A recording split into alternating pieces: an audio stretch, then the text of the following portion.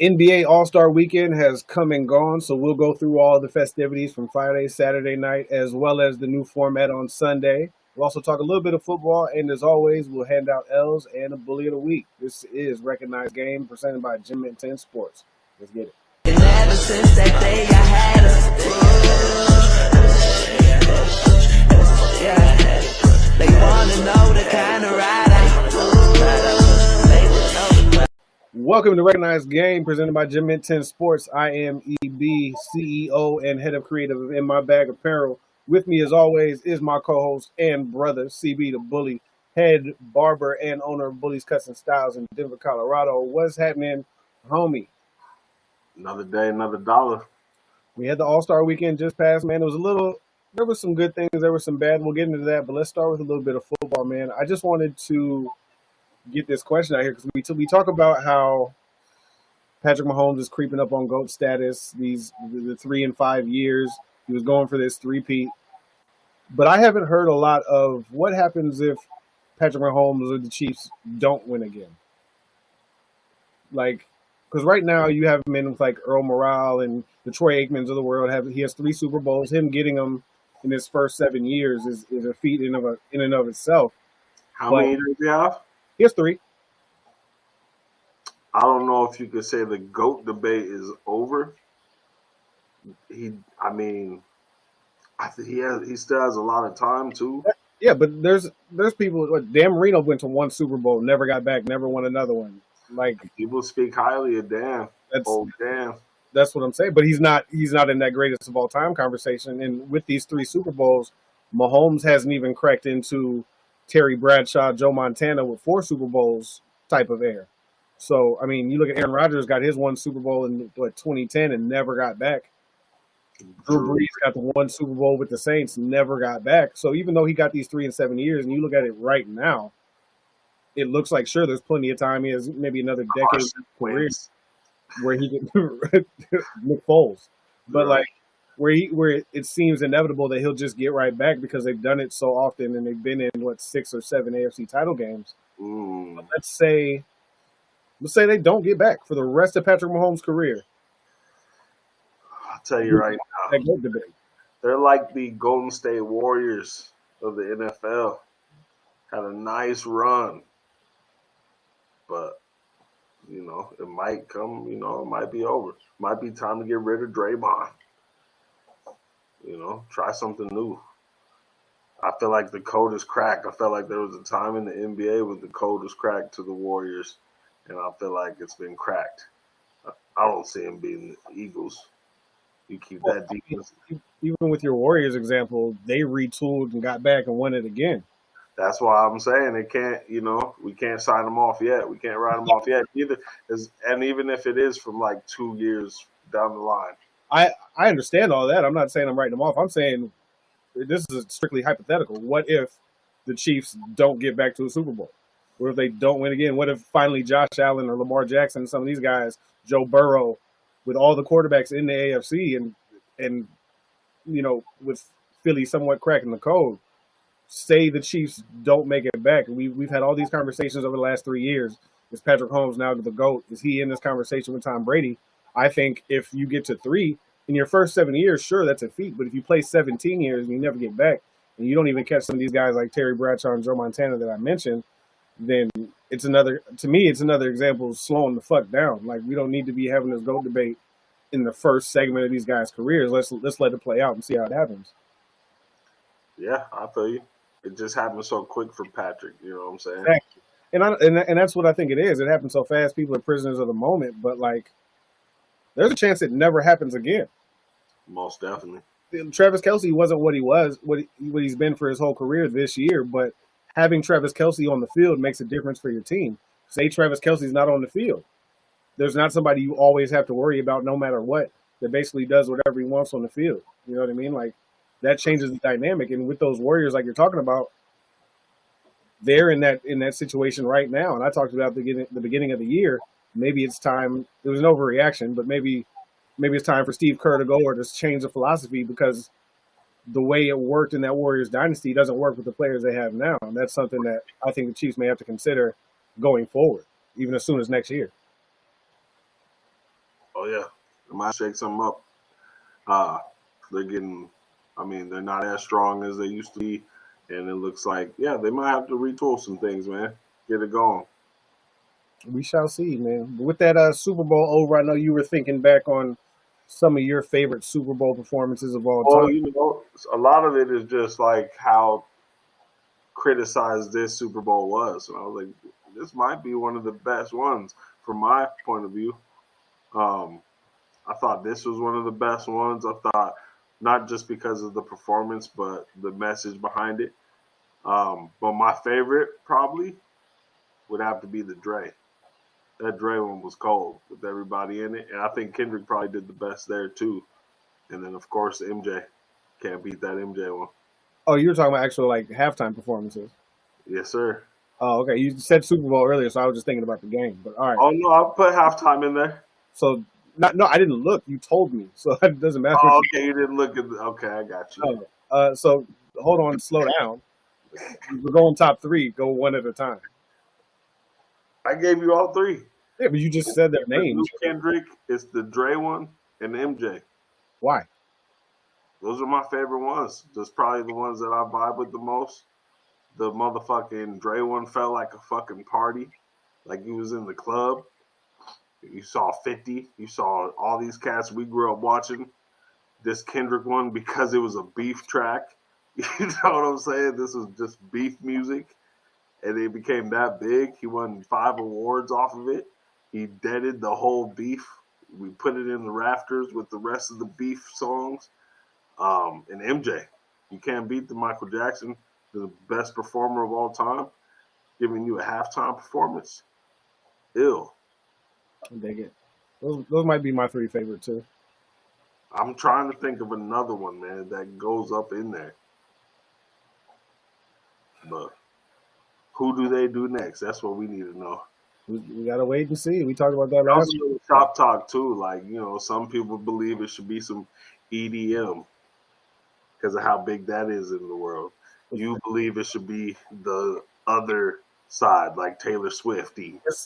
EDM's not that big in the football world. Like it's a whole different arena of people if you want to put EDM at the halftime show.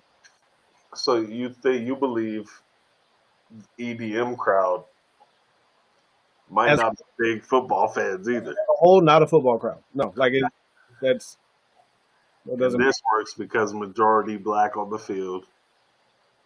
There's a lot of blacks watching. I mean, if you just look at the music, like there's a lot of hip hop fans that are football fans. There's a lot of country fans that are football fans. A lot of rock and roll fans that are hip hop fans. Not a lot of EDM people are, as a whole. I don't want to generalize.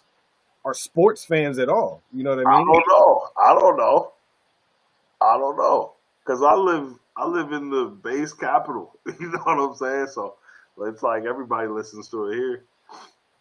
But I don't know about other places. You know what I'm saying? Maybe somebody's got it in their headphones, catching routes for the game. I don't know. That would go down as one of the worst Super Bowls of all time. It's just a bad idea. And I'm a dude that has spent plenty of times at festivals and done a couple of raves and things in my life, but it just that doesn't mix. It just doesn't mix to me. You could have Shaq during the weekend somewhere during Super Bowl weekend doing his thing, but like at halftime of the Super Bowl, nobody wants to see that. Those trails and stuff though in the arena during that show would be kind of dope though. All right, man, let's get it around the rim. We had All-Star Weekend this past week. Started off Friday with the Rising Stars and the Celebrity Game. Did you get to catch any of those? Yeah, I watched the Rising Stars versus G League game. I watched all the games. I watched all of them. And I saw G League start ramping up and, trying to give these cats a run for their money. I started rooting for them. It would be crazy watching the G League players beat everybody. It's like, damn, they deserve a contract if they did some shit like that. Yeah, they definitely rooting for that shit, man. Did you catch the Celebrity Game at all? I did not catch the Celebrity Game, no. To me, I guess celebrities have changed. It's just like you still get a few of the names in there. Like I remember there being some guys that you're like, oh, okay, they could kind of fucking hoop back in the day, but like, And one of those players we used to think that about was still in this game at 51, 52 years old. Terrell Owens still making celebrity games. But other than that, you had guys like Drewski, ass, Kai Cenat, ass, even Bailey from WWE. I saw her hitting some jumpers in the shoot around, but trash. But like, I miss celebrities that could actually hoop. BD was out there kind of doing his thing a little bit. Had an old man game on, so I was cool with BD. Baron Davis doing his thing. Kevin's too old, right?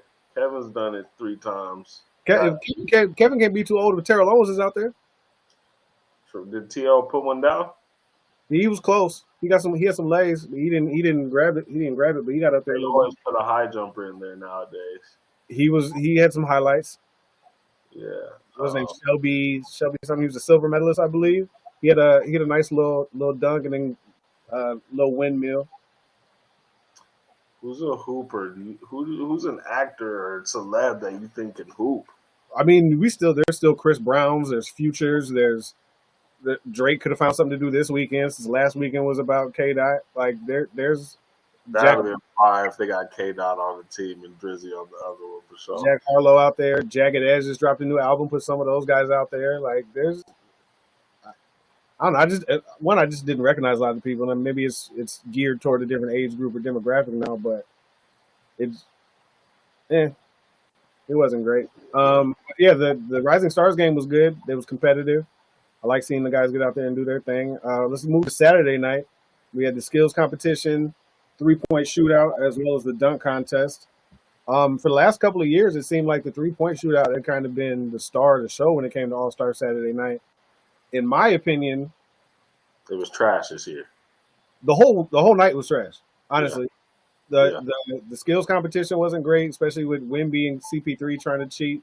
That was a whole thing. That just the skills challenge just doesn't excite me. I guess it doesn't show their skills. It doesn't show their skills.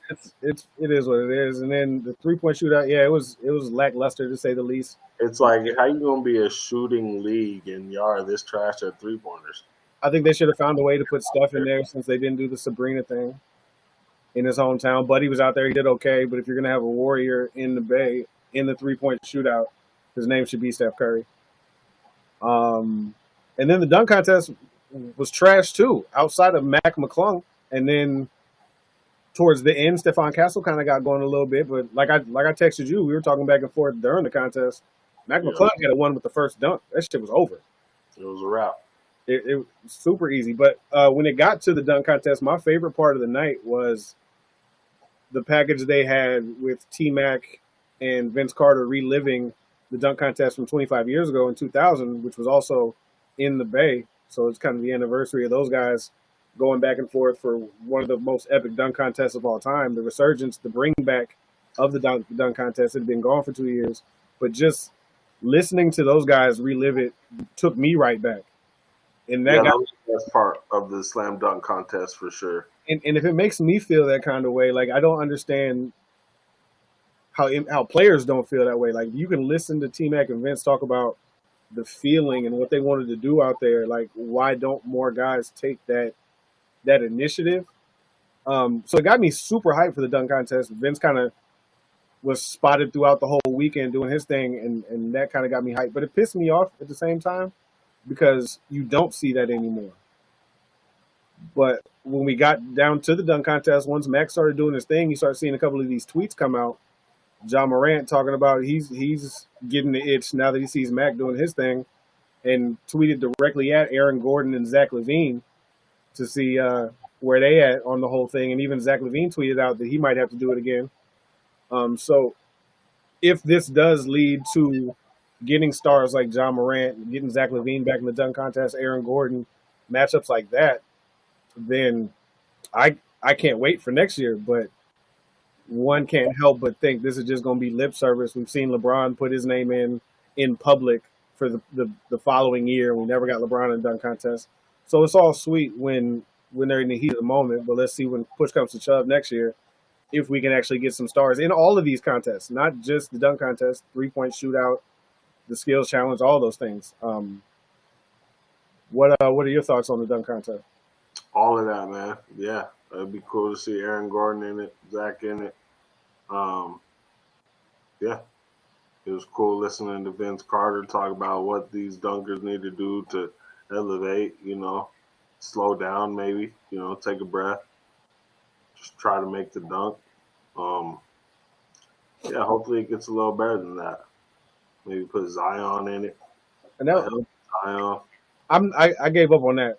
Like the injuries, all that was Zion. We might as well not even bother wanting him in the dunk contest. But when you see guys like Tracy McGrady and Vince Carter and talking about how the impact they wanted to make on this dunk contest, you got to wonder. And these two guys are Hall of Famers, so you got to wonder where guys are like John Morant, Anthony Edwards, Jalen Green, Amen Thompson. Some of these guys getting this dunk contest.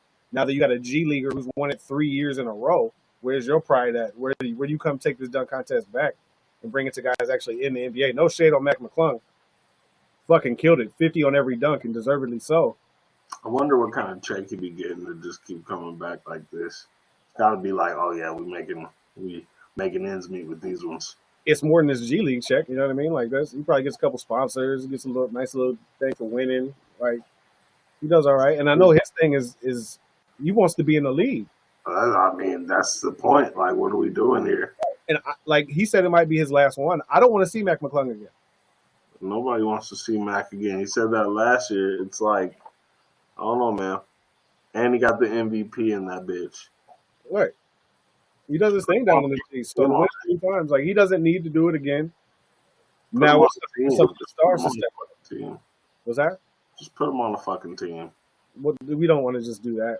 Just put him on the fucking team. There's got to be a reason he's not up there yet. You know what I mean? But you gotta like the production the TNT and NBA did. I fucked with what they were trying to do. I just felt like, maybe the All-Stars could have tried a little harder during all those competitions on Saturday, for sure. If you could get Vince Carter the way he announced all the dunkers, you get Vince Carter announcing a John Morant and guys like that. It was hard. That's hard. You know what I mean? So that made me want to do this shit for sure. Hopefully. But even, the production coming into Sunday night, Cat Williams, I thought that shit was hard. I did like that. What I'm saying? He even talked a little bit about his flaws, but the storytelling was dope. The storytelling was there. It was just throughout the whole weekend. They did a really good. All-Star Weekend always does a good job with those kind of things. Let's get into Sunday night. We got the new format. They use it down in the G League. They use it for the Rising Stars game. But we got 4 teams comprised of 3 teams full of 8 All-Stars and 1 of the winner of the Rising Stars game that we mentioned from Friday night. We talked about the teams last week. Candace was coaching the Rising Stars team that came up against Shaq's OGs. The first game was the international team from Chuck's side that Chuck picked, and then the young All-Stars from Kenny. International team took that one. And then in the OGs versus the Rising Stars, we knew how that was going to be. I didn't think it'd be that close. But There's no way that the OGs are losing to the Rising Stars. Yeah, they weren't.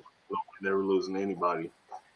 No, that wasn't going down that way. So I'm glad they showed a little bit of pride. It was a much more competitive series of games than it has been in the last few years. So that was good to see. That's kind of the thing we wanted out of it. I don't really mind the format. It was kind of cool. It's weird. But it was kind of cool. There's a lot in between, a lot of pomp and circumstance and bells and whistles all between everything. The Bay Area performance at like the pseudo halftime was dope too. I think it was pretty solid. But I'm curious, like, what newer All-Stars think of this format. You got guys like Cade Cunningham making their first All-Star appearance, and after 25 minutes or so, their All-Star appearance is done and it's over. They play that one game, they lose in that first round. Their All-Star in their first, they don't get a fourth quarter. They don't get a chance for a comeback. They don't get these moments that we're accustomed to in All-Star games like this. It's just that one and done to 40 and you're out. So that's the one thing that kind of makes me feel for these younger guys that are just making their way into the All-Star game. I don't think they took any of that into accountability. I'm sure they might do the same kind of thing next year, but it's probably more on a time restriction, maybe 2 quarters, something else. You know what I'm saying? But, yeah, some of these guys have been waiting their whole careers to get out there, and to only get, like, a point is like, nah. Some of the guys you didn't even really see. Like we didn't see Giannis. We didn't see Trey really. Trey was trying to get something to fall. He didn't get nothing to fall. Bron an hour before the game. Yeah, I mean Steph Curry hit like fucking 4 3-pointers and then he was the MVP. But I was watching the game and Kyrie Irving deserved that fucking MVP. Kyrie, Dame, and Steph were the ones that was coming down to because Kyrie was kind of locking up on D. Kyrie was controlling the game. Honestly, he was doing all the Magic Man shit. He's poking the ball. He was making plays. Even in the first game, I saw that they sat him for the second part of the points, but I saw the coach say something to him like, yeah, you probably the reason we just won this shit. And then, he benched at the end of the game. But it's in the Bay. It was going to Dame or Steph, being hometown, homegrown. Of course. Home team. Damn, I for sure wanted Kyrie to have that one. That would have been he got one, though. You know what I'm saying? He don't have to do this shit. It would have been cool for him to get one because he wasn't originally an All-Star. He was replacing AD. So for him to come on, even for him to play like that was great to see. Again, I love the competitiveness. Wemby was one of my favorite guys of the night. The attitude he had on night, told his older guys, told the vets on his squad, I'm young, I can run. I'm sprinting up and down the court. I heard his warm-up before the game was just sprinting, just quickness. So you saw that from Wemby all night long. And I saw all week last week, there's a lot of people talking about Anthony Edwards bringing the guy to bring competitiveness back to the All-Star game. One of those young guys kind of cutting their teeth and getting back in. But Victor Wembanyama is going to be that guy. Yeah, Wemby looked like he was out there taking it serious, man. He was, and a lot more guys were. Like I'm happy to see that. So I don't know if I want to see it again next year, but it was all right. It was okay. It was better than previous years, so I guess I'll take it. Yeah, real stuff. You see Jokic was talking trash to him in the locker room. Yeah. You read books. Kyrie was talking that shit too. You see him with the trophy. He walking around with the trophy afterwards. You see him take some money out of the yeah. That shit was funny. That was a cool part too. I feel like that was almost to replace the Steph Curry shit. But yeah, it was a fun little thing to do in there. Kid hit a buzzer beater. Hit the buzzer beater for 100,000. I'm like, okay. So you got Kenny came out there and Shaq came out there to help hype that whole moment up too. Yeah, the mascots lift them on their shoulders and stuff. That was cool. That shit was hard. So do you have any notes? Anything you would want to improve on from this product in the All-Star game? Any things you would change to make it a little better? Or are you cool with how it was? The format of the tournament. Yeah, I'd make it longer, man. I know that these players don't want to play long. That's probably why LeBron opted out or whatever, just because he knew it was probably going to be more physical. And he's like, I'm not playing a whole bunch of first and second year players competitively for a game that doesn't mean much to me in my 21st All-Star game. But I don't know. There's got to be something where these players that deserve to be there can get a little more shine. Agreed. Did you hear Draymond Green at all during the broadcast?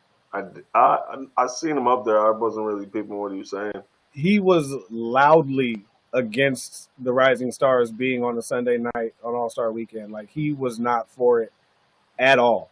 I can see Draymond taking that approach, and I'm glad he did. Like, because you could see guys, even if they felt that way, they bite the bullet and they just put on a happy face and go with it. But the entire time, before the game, during the game, after the games, he said those guys didn't deserve to be on that court, and to an extent, I agree with him. They didn't earn that right as all the other guys did, especially when it's sacrificing some of these younger guys or guys that don't really have an opportunity.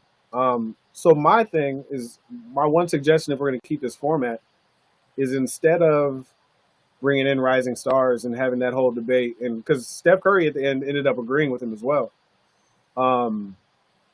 is instead of using those guys that didn't really earn that spot, why not do like a second chance list or a snub list of like 15, 20 guys that were just on the outside of making the All-Star team, like your Melo Balls.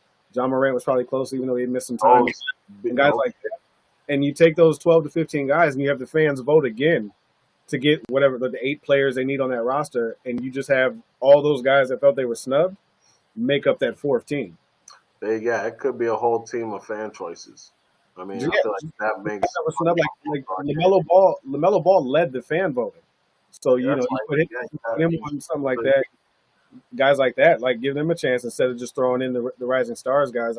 I get what they were doing with them winning on Friday night, but why not those guys that think they should have been in the All-Star game with a chip on their shoulders? Another way to make this game competitive, if you ask me.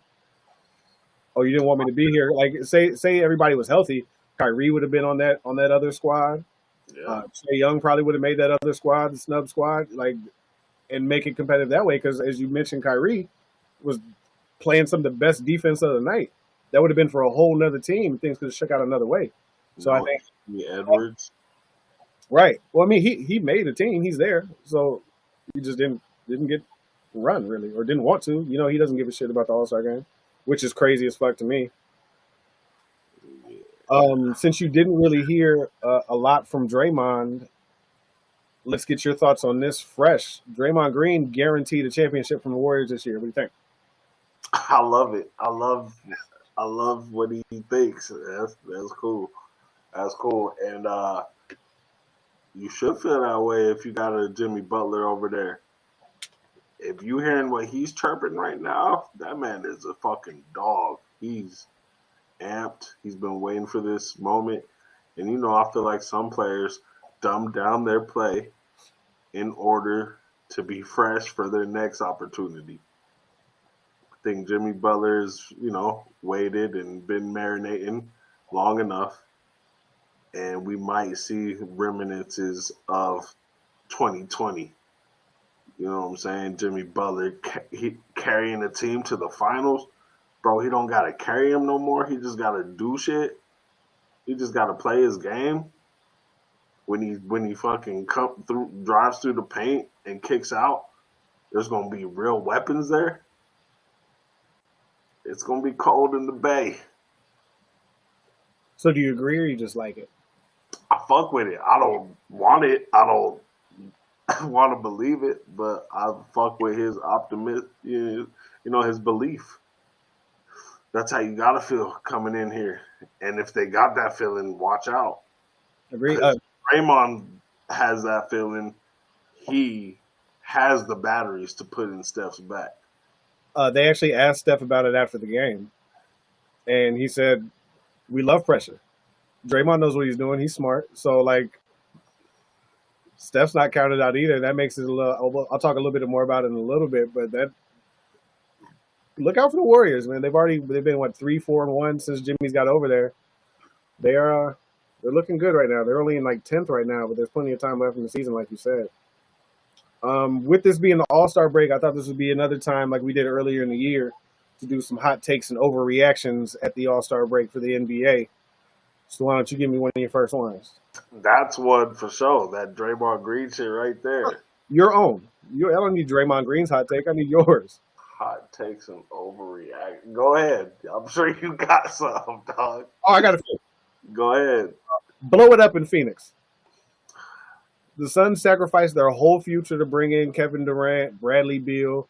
Has not worked. They got rid of Mikal Bridges, Cam Johnson, Jay Crowder, 4 unprotected picks to bring in KD. Got rid of CP3, Landry Shamet, and 4 pick swaps and 6 other picks to bring in Brad Beal. Horrible. Nothing's worked out for them. They've been lower, 6 to 10 seeds since these trades have been made. KD was already a surprising name going towards the deadline this year. And all rumors are saying that he's going to want out after the season. So this could be it for KD in Phoenix anyway. So why not just make that happen? Get rid of KD, try to recoup some assets, bring in some more picks, bring in some young players, and then trying to find a place for Bradley Beal. He's signed through the 26-27 season, but has a player option for that final year.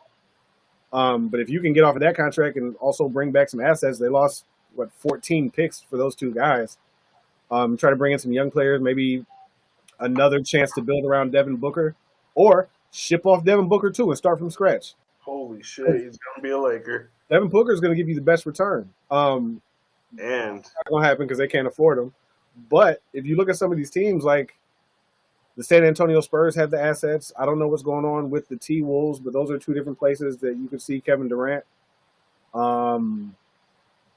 As far as Bradley Beal, I don't know where he'd drop his no trade clause to go to. I know he doesn't really want the cold weather. Miami doesn't want him, so you have to find some other things. And with his contract still having another 2 years on it, I don't know how easy that will be to move. And then if you take that serious look at Devin Booker, again, with teams like the Spurs, the Thunder, the Rockets, all having multiple draft picks over the next 5 to 7 years, you get all those picks in a Devin Booker deal, and you imagine Devin Booker with the Rockets. They need a guy that can go get buckets, an adult in the room that can kind of calm everybody down when they get down to crunch time.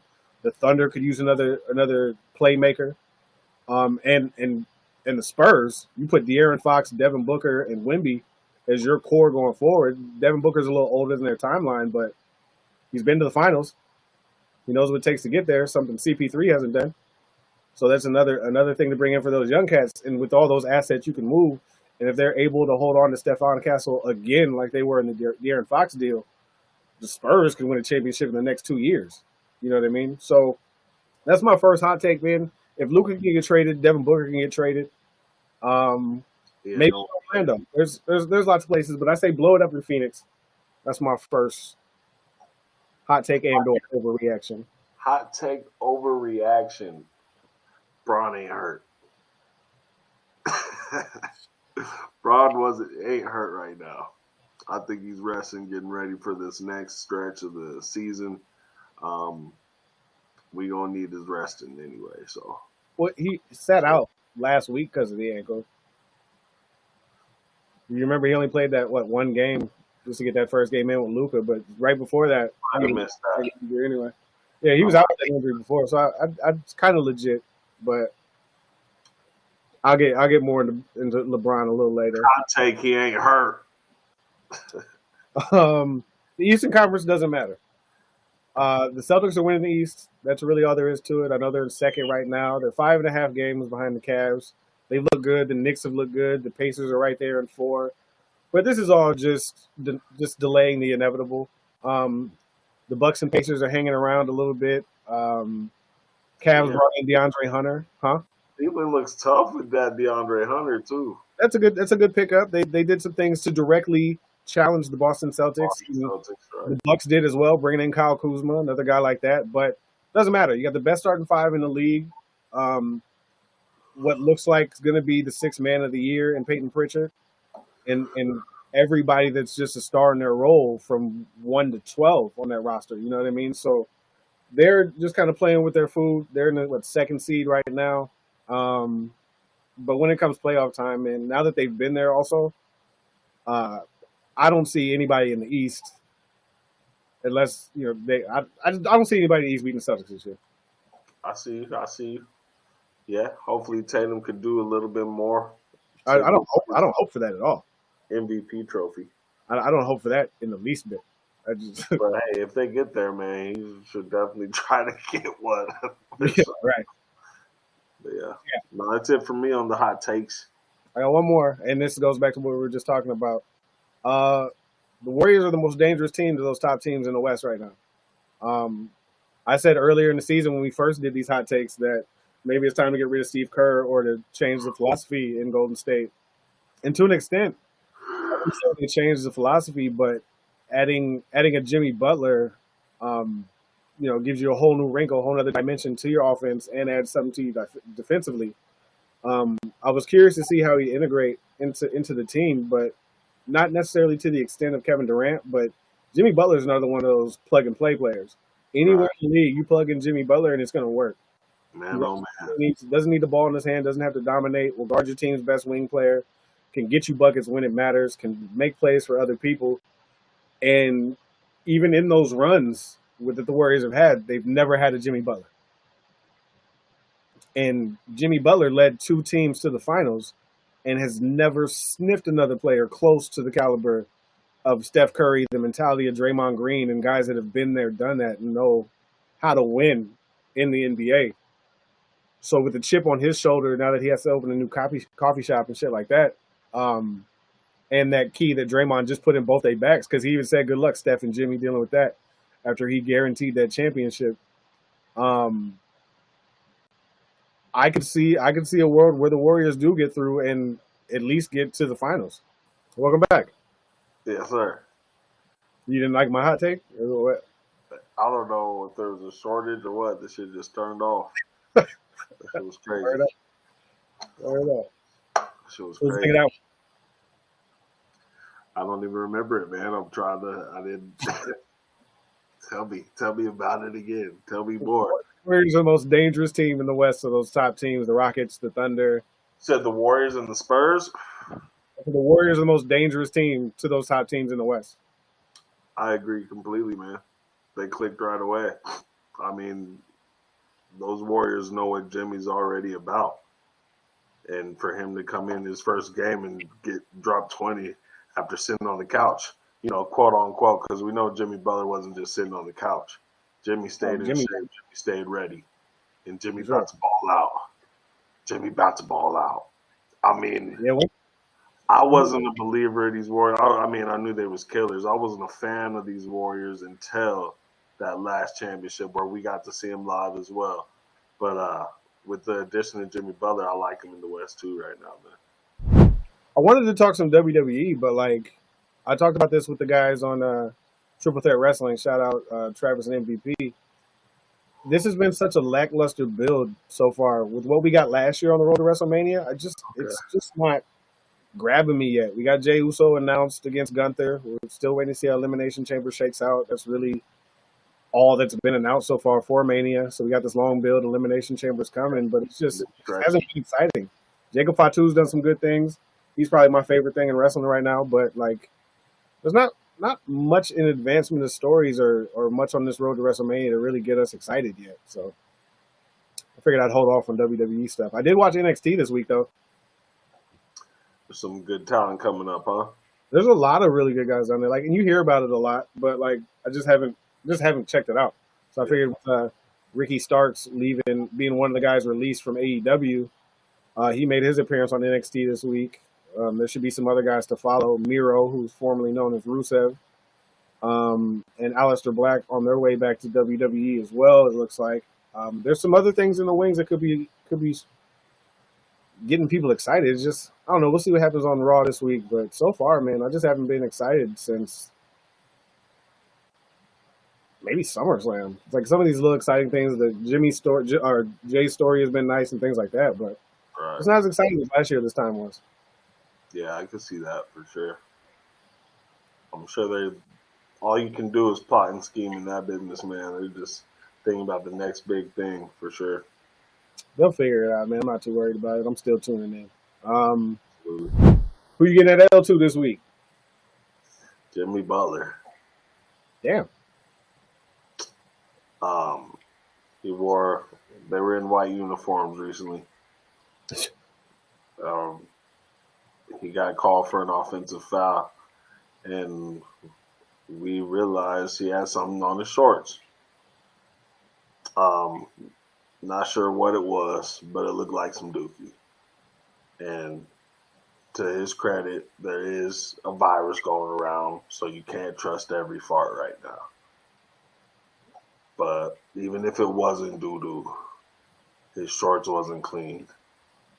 And it was right there.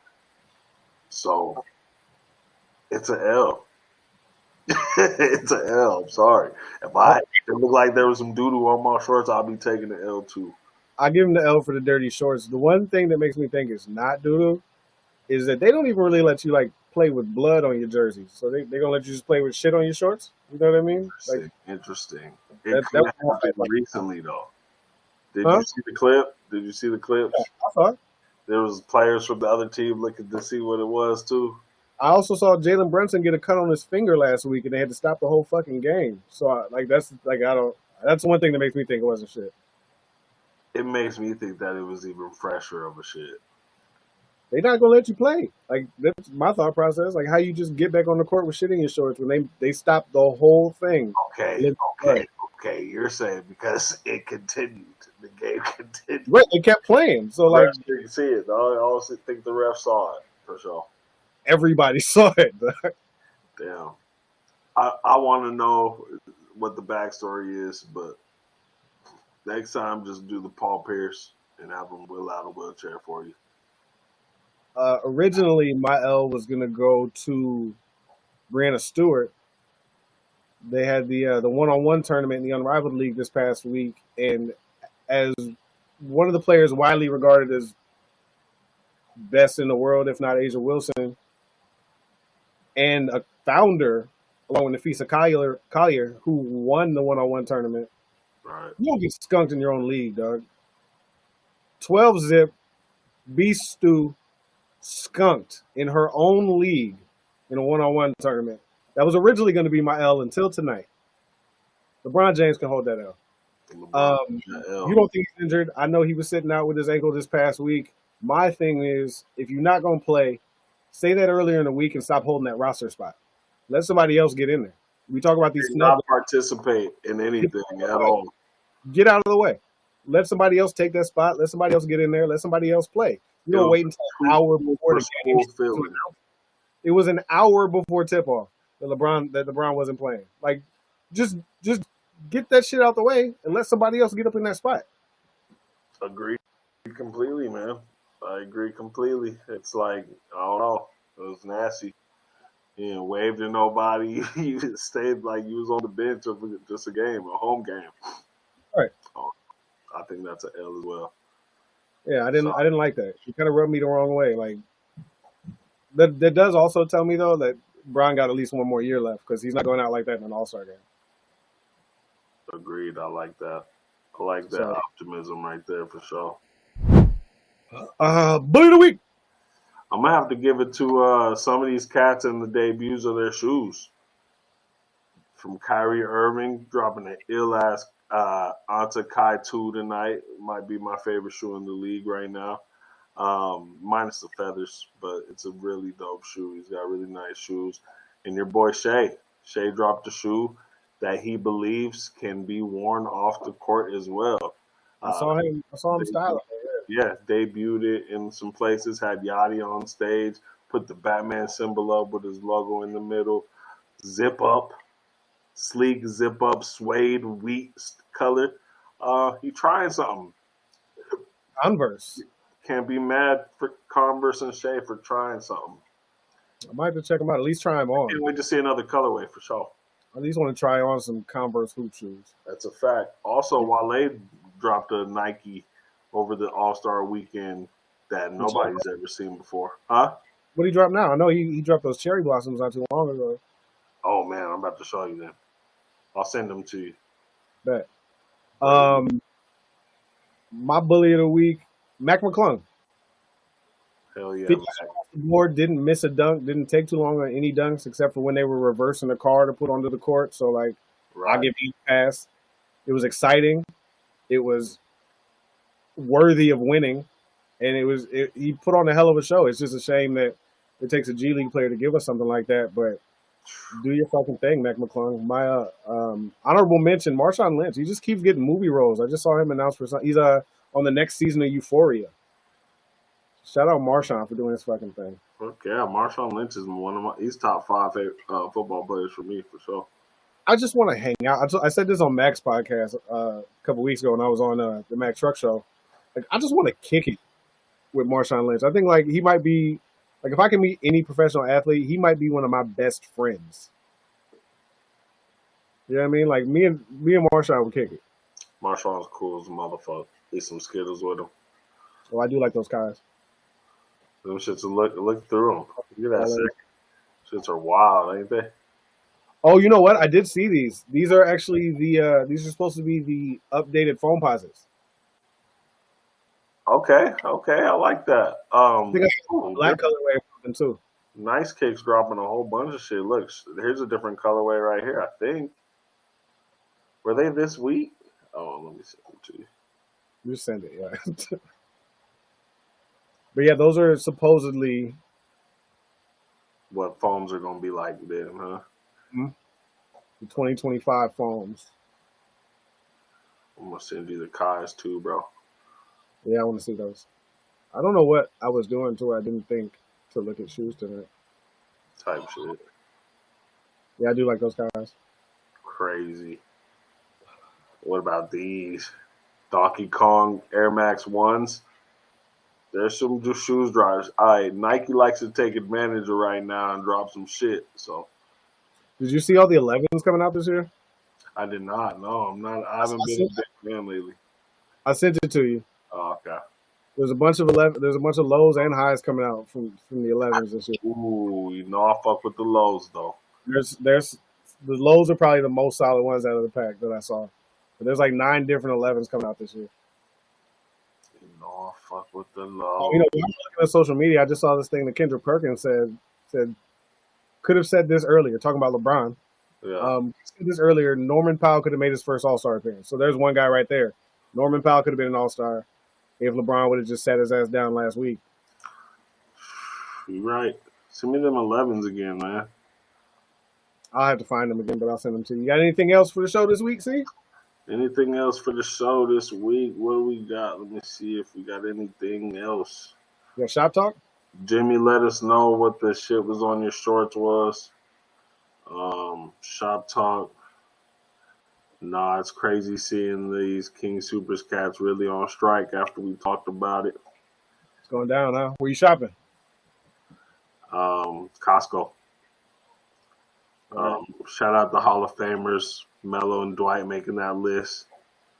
It's crazy how much people have called for Dwight to be a Laker, and he's at this point of a Hall of Fame finalist. I think that says something about his health and longevity as well.